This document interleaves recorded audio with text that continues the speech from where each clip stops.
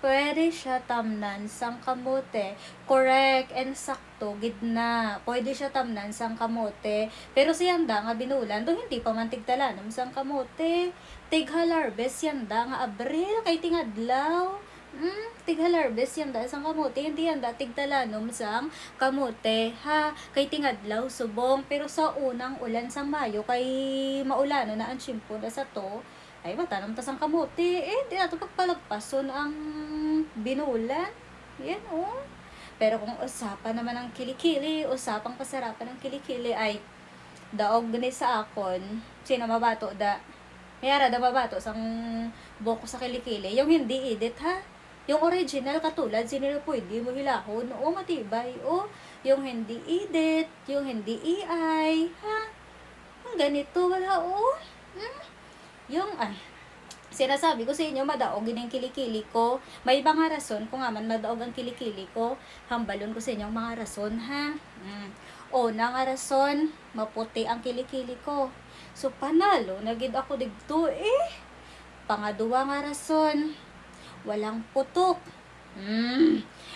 Tingnan mo naman, makinis maputi, tapos walang putok. Ay, daog nagid na sa pangatlo na rason, ang tubo sang buhok, patindog, straight na sa hindi lang ng isa ko kakilikili, pati ari ho.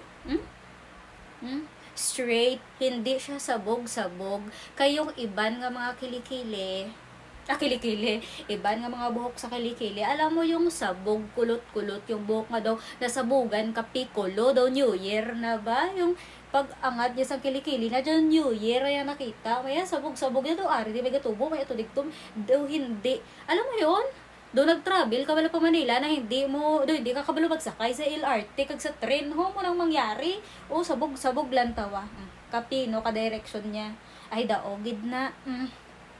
Last na rason sang kilikili ko nga man magdaog ginidabi yung kilikili ko. Libre diri ang magdilap. Ala! Ay joke lang ha.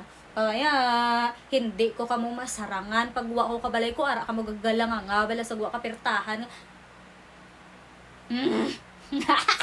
Ara, bala ka gutulunga bang baba niyo sa kilikili, kagalan yan, bala ka mo ho. Isa-isa lang, hindi isang dungan-dungan, ha. Isa-isa lang mabato ko kung isa-isa lang. Pero kung dungan-dungan na, hindi ko mapatay ko sila mainit pendang panahon. Wala pagtaglamig na, mabato ka mo. Usapang pasarapan, ganyan ya?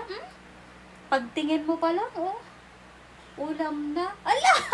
Alam mo yung kahit gutom ka pala, pagkakita mo sa ilok ko, ay, busog ka na tayo, nagkaon ka sa Jollibee. Ala! Ay, char lang ha.